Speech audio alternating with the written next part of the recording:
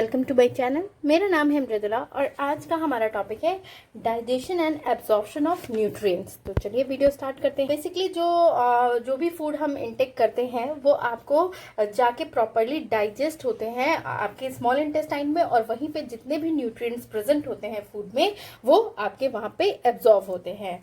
जो डाइजेशन होता है स्मॉल इंटेस्टाइन में वो आपका बेसिकली दो तरह का होता है। पहला होता है मैकेनिकल डाइजेशन और दूसरा होता है आपका केमिकल डाइजेशन। मैकेनिकल डाइजेशन आपको दो मूवमेंट्स की वजह से होता है। एक है सेगमेंटेशन जिसमें कि इंटेस्टाइन में आपको मिक्स कॉन्ट्रैक्शन होता है, और सेकंड है आपका पेरिस्टालसिस जिसको कि हम माइग्रेटिंग मोटेलिटी कॉम्प्लेक्सेस भी कहते हैं। ठीक है, तो सेगमेंटेशन में बेसिकली क्या होता है, जो काइम होता है वो आपको डाइजेस्टिव जूसेस के साथ मिक्स हो जाता है, और फिर वो जितने भी पार्टिकल्स होते हैं फूड के उनको म्यूकोसा के कांटेक्ट में लेके आती है ताकि वो प्रॉपरली एब्जॉर्ब हो सकें। अब लगभग जो मोस्ट ऑफ द मील जो कि हमने इंटेक किया है वो आपको एब्जॉर्ब हो जाता है, तो सेगमेंटेशन प्रोसेस जो है वो स्टॉप हो जाती है और उसके बाद आपकी पेरिस्टालसिस मूवमेंट स्टार्ट होती है और वो काइम को आगे की तरफ फिर फॉरवर्ड करती है।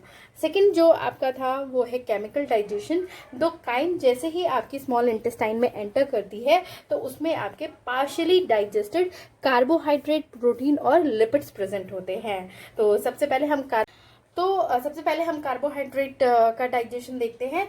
तो स्मॉल इंटेस्टाइन में आपका पैनक्रियाटिक एमाइलेज प्रेजेंट होता है जो कि आपके स्टार्च के जो लार्ज पॉलीमर्स होते हैं उनके अंदर के इंटीरियर अल्फा 1,4 ग्लूकोज लिंकेजेस को क्लीव कर देता है, जिसकी वजह से डाइसेकेराइड्स, ट्राइसेकेराइड्स और ऑलिगोसेकेराइड का फॉर्मेशन होता है। फिर फर्दर आपके ये जो ऑलिगोसेकेराइडेजेस और डाइसेकेराइडेजेस जिसको कि हम अल्फा डेक्स्ट्रिनेज कहते हैं वो आपको एंट्रोसाइट के ब्रस्ट बॉर्डर में प्रेजेंट होते हैं, और वो फर्दर आपको डाइसेकेराइड्स, ट्राइसेकेराइड्स और ऑलिगोसेकेराइड्स को मोनोसेकेराइड्स, ग्लूकोज और गैलेक्टोज और फ्रक्टोज में ब्रेक कर देते हैं। अब हम देखते हैं डाइजेशन ऑफ प्रोटीन।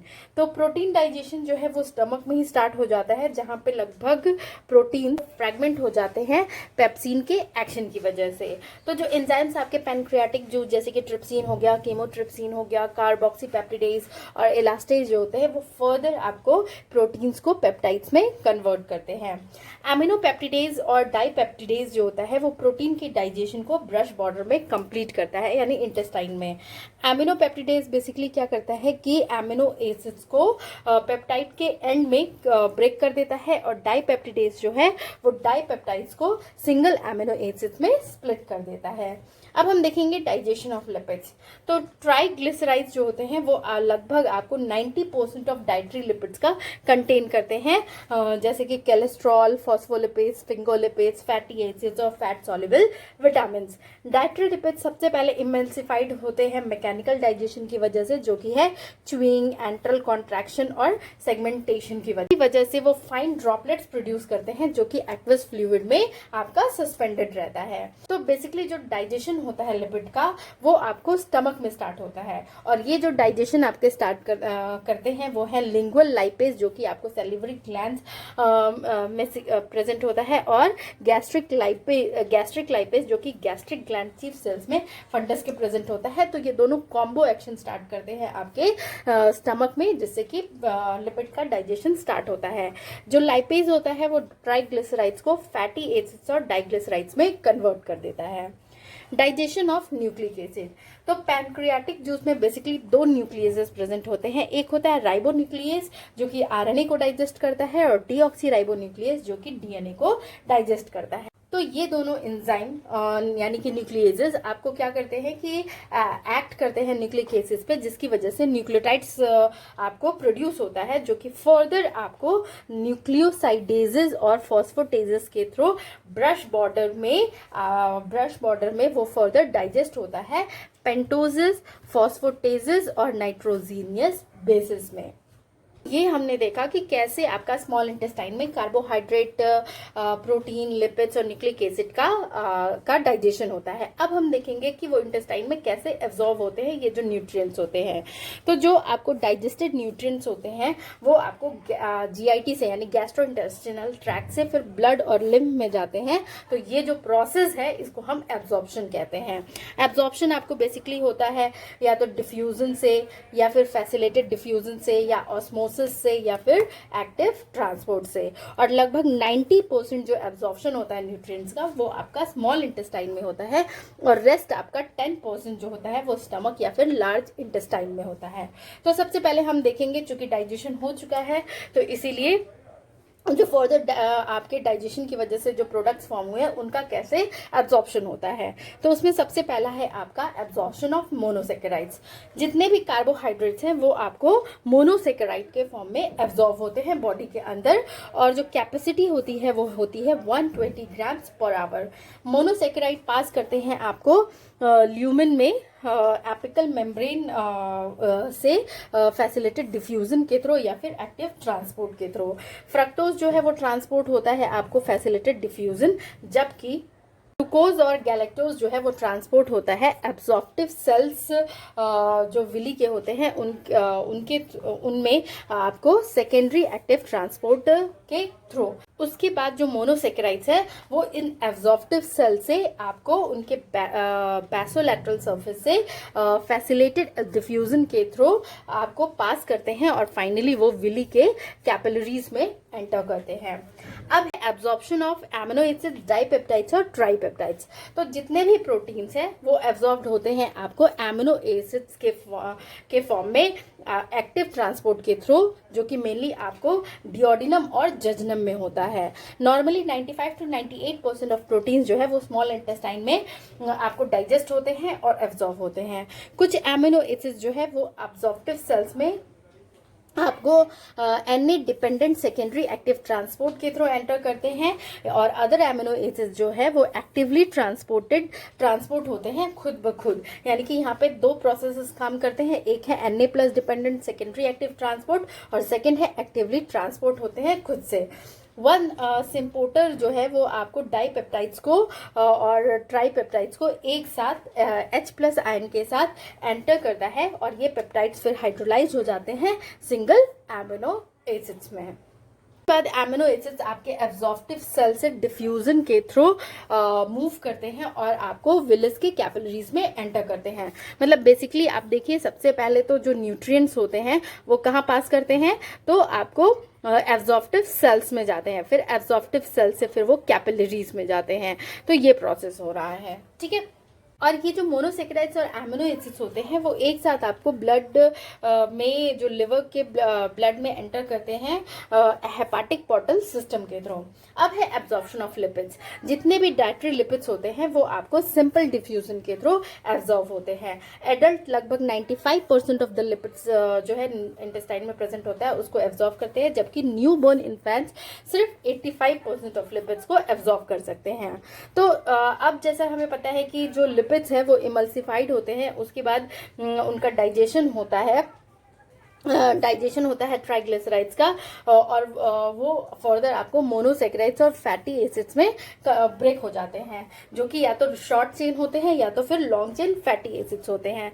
जो शॉर्ट चेन फैटी एसिड्स होते हैं वो आपको इंटेस्टाइन में जो वाटरी काइम प्रेजेंट होता है उसमें इजीली डिसॉल्व हो जाते हैं और फिर एब्जॉर्प्टिव सेल्स में वो एंटर करते हैं सिंपल डिफ्यूजन के थ्रू। लेकिन लॉन्ग चेन फैटी एसिड्स के साथ ये नहीं होता है। जो लॉन्ग चेन फैटी एसिड्स और मोनोसेकेराइड्स होते हैं वो आपको जो बाइल सॉल्ट्स प्रेजेंट होता है इंटेस्टिनल काइम में वो उनके चारों तरफ, जैसे मान लीजिए ये आपका लॉन्ग चेन फैटी एसिड्स और मोनोसेकेराइड्स है तो इसके चारों तरफ एक लेयर फॉर्म हो जाती है बाइल सॉल्ट्स जो कि इंटेस्टिनल काइम में प्रेजेंट होता है, और इसकी वजह से एक मिसली का फॉर्मेशन हो जाता है। मिसलिस फॉर्म होते हैं, ये आपको जो ब्रश बॉर्डर होता है एब्जॉर्प्टिव सेल्स का, उसके ल्यूमन में एंटर करते हैं। जैसे ही ये ल्यूमन में एंटर कर गए, मतलब एब्जॉर्प्टिव सेल्स में एंटर कर गए, तो ये लॉन्ग चेन फैटी एसिड्स और मोनोग्लिसराइड्स जो है वो मिसली से बाहर डिफ्यूज हो जाते हैं एब्जॉर्प्टिव सेल्स में, और मिसली को कहीं में ही छोड़ देते हैं। और वहाँ पे जाके ये दोनों कंबाइन करके फिर आपको मतलब कि लॉन्ग चेन फैटी एसिड्स और मोनोग्लिसराइड्स आपको ट्राइग्लिसराइड का फॉर्मेशन करते हैं। और फिर वहाँ पे जो ग्लोब्यूल्स होते हैं वो एक साथ एग्रीगेट हो जाते हैं फॉस्फोलिपिड्स और कोलेस्ट्रॉल के साथ, और उसके चारों तरफ जो है प्रोटीन की कोटिंग हो जाती है। तो इस तरह का जो लार्ज स्फेरिकल मास फॉर्म होता है उसे हम काइलोमाइक्रॉन्स बोलते हैं, और वो फिर एब्जॉर्प्टिव सेल्स को एक्सोसाइटोसिस के थ्रू छोड़ देते हैं, मतलब कि वो एक्सोसाइटोसिस प्रोसेस से फिर वो रिलीज हो जाते हैं। ये काइलोमाइक्रॉन्स फिर क्या करते हैं कि लैक्टियल्स में एंटर करते हैं और ब्लड कैपिलरीज में नहीं एंटर करते हैं, क्योंकि ब्लड कैपिलरीज के जो पोर्स होते हैं वो स्मॉल होते हैं और इनका साइज जो होता है वो लार्ज होता है। इसकी वजह से ये लैक्टियल्स में एंटर करते हैं। लिम्फेटिक वेसल्स के थ्रू ये ट्रांसपोर्ट होते हैं थोरैकिक डक्ट में, और फाइनली वो ब्लड में एंटर होते हैं लेफ्ट सबक्लेवियन वेन के थ्रू। ठीक है, तो ये हमने देखा लिपिड्स। अब हम देखेंगे एब्जॉर्प्शन ऑफ इलेक्ट्रोलाइट्स। तो जो बहुत सारे इलेक्ट्रोलाइट्स हैं वो आपके स्मॉल इंटेस्टाइन में एब्जॉर्ब होते हैं, वो आते हैं आपको गैस्ट्रो इंटेस्टिनल सिक्रीशन से, और कुछ जो होते हैं वो आपके इंगेस्टेड फूड या लिक्विड्स में प्रेजेंट होते हैं।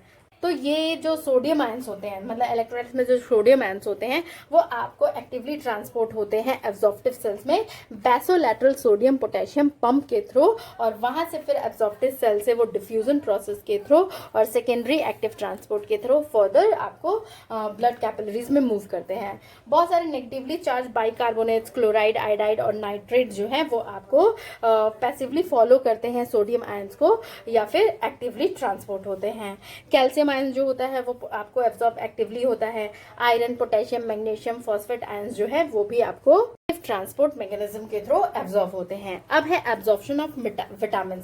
तो फैट सॉल्युबल विटामिन जैसे कि ए, डी, ई और के जो है वो आपको इंगेस्टेड डाइटरी लिपिड्स के साथ मिसली में ही एंटर करते हैं और फिर सिंपल डिफ्यूजन के थ्रू एब्जॉर्ब होते हैं। जबकि water soluble vitamin B vitamin और विटामिन सी जो है वो आपको सिंपल डिफ्यूजन प्रोसेस के थ्रू एब्जॉर्ब होते हैं।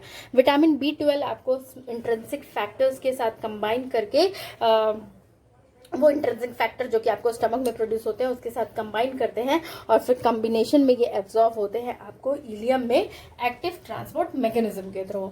अब है एब्जॉर्प्शन ऑफ वाटर। तो जो टोटल वॉल्यूम ऑफ फ्लूइड जो कि आपको स्मॉल इंटेस्टाइन में एंटर करता है हर दिन, वो आपको आता है जितने भी हम लिक्विड इंगेस्ट करते हैं और या फिर वेरियस जो गैस्ट्रो इंटेस्टिनल सिक्रीशन होता है उससे। स्मॉल इंटेस्टाइन लगभग आपको 8.3 लीटर ऑफ फ्लूइड एब्जॉर्ब करता है, और बाकी जो है वो पास हो जाते हैं आपको लार्ज इंटेस्टाइन में। तो जो वाटर का एब्जॉर्प्शन होता है स्मॉल इंटेस्टाइन में वो डिपेंड करता है आपका कि कितना इलेक्ट्रोलाइट एब्जॉर्ब हुआ है या न्यूट्रिएंट एब्जॉर्ब हुए हैं, ताकि वो जो ऑस्मोटिक बैलेंस है उसको मेंटेन कर सके। तो उसी हिसाब से आपका इंटेस्टाइन में वाटर का एब्जॉर्प्शन होता है। तो ये था अबाउट आपका digestion and absorption of nutrients. अगर आपको मेरा ये वीडियो पसंद आए तो प्लीज़ इसे लाइक, शेयर और कमेंट करें। Thank you for watching.